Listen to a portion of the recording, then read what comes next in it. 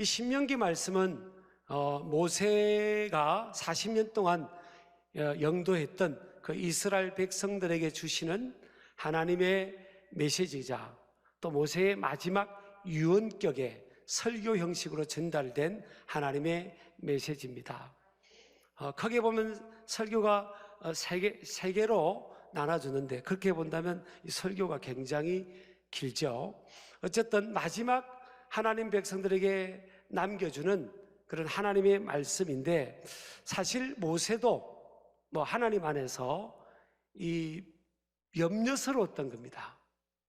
이제 남겨진, 그들 뒤에 이 남겨질 이 이스라엘 백성들의 믿음의 이 후예라는 이들의 미래의 삶에 대해서 염려스러웠어요. 이들이 과연 끝까지 신앙을 지킬 수 있을까? 가나안 땅에, 하나님이 약속하신 그 가나안 땅의 풍요, 부유함을 누리면서도 신앙의 중심을 지킬 수 있을까? 모세가 염려스러웠죠. 그래서 하나님 안에서 이 모세가 이제 성령의 감동을 받고 이들이 가나안 땅에 들어가서 어떻게 신앙생활하고 어떻게 믿음 생활을 해야 할 것인가를 이제 설교 형식을 통해서 그들에게 전달해 주고 있습니다. 한마디로 말하면 하나님이 어떤 분인지를 심어줘야 되잖아요.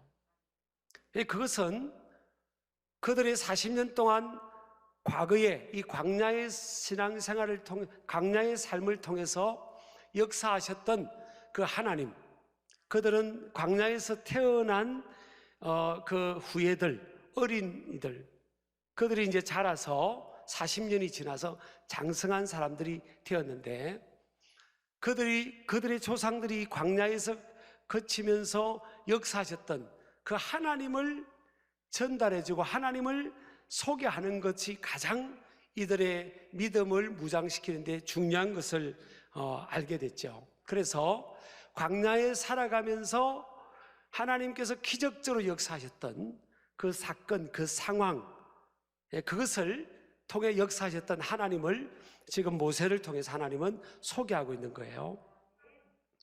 여러분, 광야는, 우리 광야를 가이드하던 사람들이 그래요. 말 안 듣는 사람 꼭 데려오래요. 그냥 광야에 집어를 한 대여섯 시간만 딱 집어넣으면 그냥 다 꺾인대요. 광야는 끝없이 펼쳐진 그 광야는 한마디로 말하면요, 인간의 힘만으로는 살아갈 수가 없는 곳이에요. 저는 그렇게 인정할 수밖에 없더라고요. 그래서 우리 신명기 8장에서는 하나님께서 40년의 광야 생활 동안에 그들의 삶 속에 역사했던 아주 구체적인 그들의 삶의 필요에 맞게 역사하셨던 하나님의 기적을 지금 스토리를 소개하고 있는데요. 첫 번째는 만나입니다. 만나. 광야는 농사를 지을 수 없는 곳이에요. 물도 없고 또 정착해 살 수 없는 곳이죠. 그래서 가지고 광야에 들어갔던 식량은 금방 바닥이 나고 또 굶어 죽을 수밖에 없는 그런 상황입니다. 또 광야는 아까 말씀드린 것처럼 일교차가 심해서 옷을 잘 준비하지 않으면, 추위를 대비하는 옷, 더위를 대비하는 옷을 잘 준비하지 않으면 며칠 가지 못하고 추위에, 더위에 견디지 못하는 그런 모습이 되죠.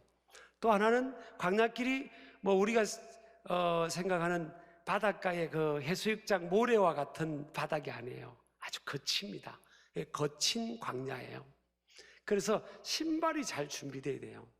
여러분, 신발이 잘 준비되고 평지를 걸어도요, 몇십 킬로를 걸으면, 우리 군대 가보신 분들 알잖아요. 발에 발이 터지고요.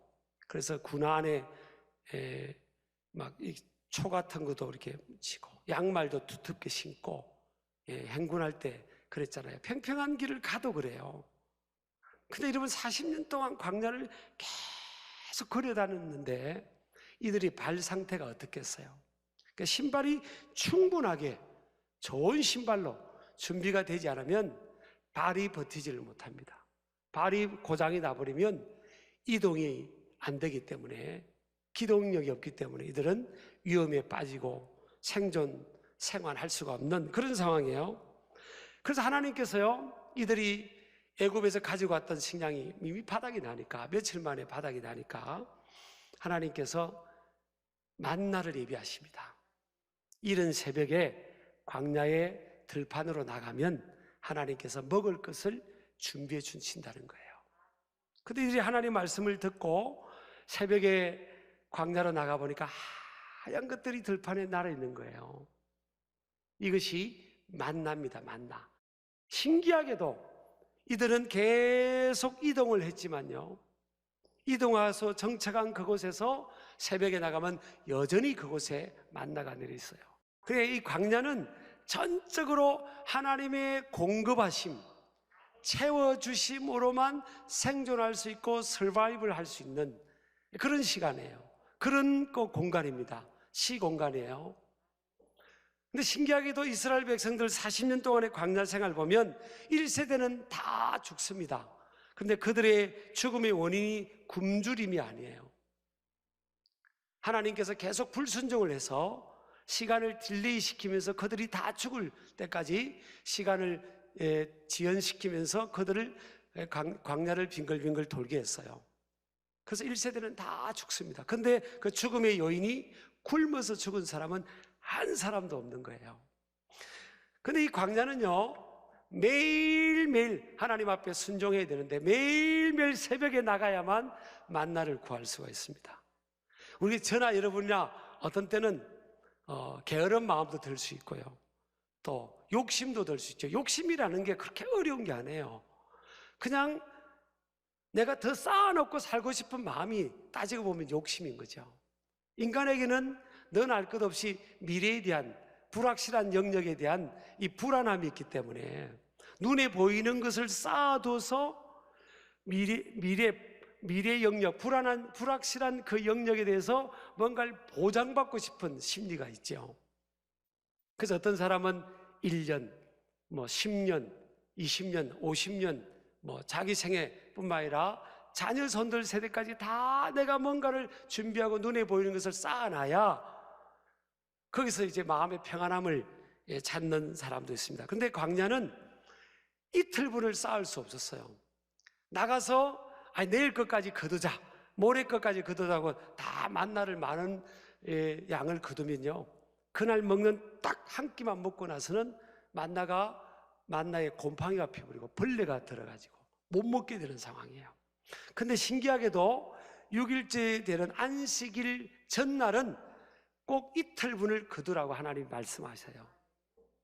그래서 나가서 그날은 이틀분을 거두면 하루로 한 끼를 먹고 안식일에 먹을 것은 벌레가 생기지 않는 겁니다. 그러니까 매일 신기한 일들이 벌어진 거예요. 200만 명이 매일매일 굶지 않고 너끈하게 먹어도 부족함이 없는 일용할 양식을 매일매일 허락해 주셨어요. 또 이 만나가 내리고 보존된 시간이 해가 뜨면 만나가 스르르 땅에서 사라져 버렸다고 했습니다. 그래서 새벽 시간이 굉장히 복된 시간이다라고 볼 수가 있죠. 그래서 하나님께서 사랑하시는 이들을 왜 만나로 광야로 인도하셨을까? 오늘 3절에 보니까요, 너를 낮추시며 너를 줄이게 하시며, 그런 말씀이 나오죠. 광야는 낮추어지는 시간이에요. 인간은 이 무엇과 싸우는가 하면 아담과 하와의 후예인 우리 인간들은 끊임없이 뭐예요? 하나님 없이도 내가 살 수 있다, 이런 마음들을 지향하죠. 그게 이제 보면 교만이잖아요. 하나님 없이도 살 수 있다는 게 교만이잖아요. 자, 하나님의 관심은 하나님 백성들을 향하는데 하나님과 모세의 염려가 뭐예요? 이 백성들이 저 가나안 땅, 이제 정착되고 안정된 스테이블한 그곳에 가서 젖과 꿀이 흐르니까 먹을 것이 많아지고 먹을 것을 쌓아두는 그런 안정된 생활로 갔을 때 이들이 하나님을 떠날 수 있다, 하나님을 멀리할 수 있다, 이런 데 대한 염려를 갖고 계신 거죠. 그래서 하나님은 가나안 땅에서 믿음으로 살아갈 수 있도록 하기 위해서 광야에서 뭐예요? 하나님께서 훈련을 시키는 겁니다. 그래서 광야는 훈련받는 시간이에요. 낮추어집니다. 그리고 내 교만함들이 깎여지는, 깨어지는 이런 시간들을 하나님께서 허락하시는 거죠. 왜? 사랑하기 때문에. 훈련 없이 어떤 일들을 이루고 감당할 수가 없죠. 그래서 하나님은 하나님 백성들을 훈련시키는 겁니다. 영원한 가나안은 저 하나님 나라예요. 하나님 나라에서 우리가 영원히 살 겁니다. 구원받은 백성들이 영원히 살 텐데, 그 영원히 살, 그 영원한 시간 개념인 하나님 나라에 비하면 이 땅은 점과 같은, 어쩌면 점보다 짧은 시간이에요. 이 짧은 시간 동안 하나님은 영원한 하나님 나라에서 살기에 합당하고 부합한 그런 걸맞은 하나님의 백성들, 자녀들로 준비시키기 위해서 이 땅의 삶을 광야를 허락하시는 거예요. 그래서 여러분, 짧은 인생길을 그냥 종합적으로 보면 광야와 같은 삶이라고 우리가 볼 수가 있습니다. 또 먹을 것만 광야에 필요한 게 아니죠. 옷이 아까 필요하다고 했지 않습니까? 너무너무 춥고 너무너무 더워요. 또 옷이 갖춰지지 않으면요, 이 좀들이나 아주 눈에 보이지 않는 벌레들이 붙어서 도저히 견딜 수가 없고요. 살 속에도 막 이 파고 들어가는 아주 그런 미세한 좀과 같은 그런 벌레들이 많습니다, 광야는. 또 신발이 있어야 되죠. 근데 하나님께서 모세를 통해 이스라엘 백성들, 믿음의 후예들에게 뭘 상기하는 거면, 야, 얘들아 봐라, 너희 조상들과 너희들이 광야를 지나면서 하나님께서 매일매일 만나를 나눠주셨지 않냐. 그리고 너희들이 입고 있는 옷을 봐라. 40년이 지났지만 옷이 닳지 않았지 않냐, 헤어지지 않았지 않냐. 여러분, 광야의 이 역사처럼요, 지금 옷이 만약 40년이 지나도 안 헤어지면 옷 가게들 다 망합니다. 옷 만드는 가게들 망해요. 이게 기적이죠. 당연히 이렇게 시간이 지나면 헤어지고 닳게 돼 있어요. 근데 하나님은 그냥 이 자연적인 이 루틴, 일상의 루틴을 엎어버리는 그런 역사. 이게 뭐예요? 기적입니다, 기적. 인간의 계산과 상식과 경험으로는 도저히 이해가 되지 않는 이런 상황, 이런 사건, 이게 기적입니다. 초자연적인 기적이에요. 이 초자연적인 기적의 역사를 하나님께서 광야의 생활 동에서 하나님이 이스라엘 백성들을 내버려 두지 않으시고 그들의 삶 속에 초자연적인 기적의 역사로 함께 하시는 겁니다. 우리가 광야의 환경을 보면 사람들이 미리 지레 겁을 먹죠. 아유, 나 다 죽었다. 굶어 죽는다. 추위에 죽는다. 더워 죽겠다. 막 죽겠다. 누구 닮았죠? 죽겠다 하는 거 보면 막 그러잖아요. 힘들어 죽겠다. 근데 하나님이 하나님 백성들을 외면하지 않으시고요, 큰 밑바닥에 낮추어지는 광야일지라도 하나님께서 돌봐주시는 거예요. 때마다 일마다 먹을 것을 주시고요, 그들이 추위에도 더위에도 좀에도 견딜 수 있는 옷을 주시는데, 이 옷이 무슨 뭐 광야에서 방직 공장이 있는 것도 아니잖아요. 뭐 신혼이 있는 것도 아니고 그렇잖아요. 참, 좀 웃으면 좋겠구만요. 그렇잖아요, 그죠? 근데 하나님이 이 옷 한 벌밖에 없는데 이 옷이 헤어지지 않는 거예요. 광야는 신기한 겁니다. 신기한 겁니다. 신발이 지금 하나밖에 없는데 40년을 광야를 걸어가는데 신발이 닳지를 않는 거예요. 그리고 평지를 그렇게 많이 걸어도 발이 다 부러뜨고 터져버리고 이 문제가 생길 텐데 발 상태도 발도 부러뜨지 않는 겁니다. 이건 뭐로 설명하겠습니까? 한둘이만 그런 게 아니에요. 전부 다 그런 겁니다. 200만 명이 넘는 그 하나님 백성들이 전부 다 옷이 헤어지지 않고 발이 부러뜨지 않고 굶어서 죽는 사람이 아무도 없는 이 상황, 광야라는 상황이 어렵게 보이지만 하나님께서 초자연적으로 개입하셔서 그들의 어려운 상황, 낮춰진 그 상황 속에 함께 하시니까 이런 기적의 역사가 일어나게 된 줄을 믿습니다. 자, 이게 낮추어진다는 것은 한마디로 말하면 그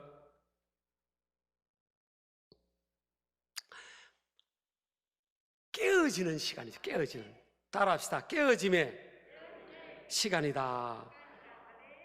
하나님께서는 하나님 백성들을 부르실 때요, 너는 내 것이라 그랬습니다. 너는 내 것이라. 이사야서 43장 1절에 보면 너는 내 것이라. 자, 하나님께서 너는 내 것이라고, 야곱아 너는 내 것이라 그랬잖아요. 그리고 이스라엘 민족이 야곱의 후손들 아닙니까? 야곱의 이름이 이스라엘로 바뀌거든요.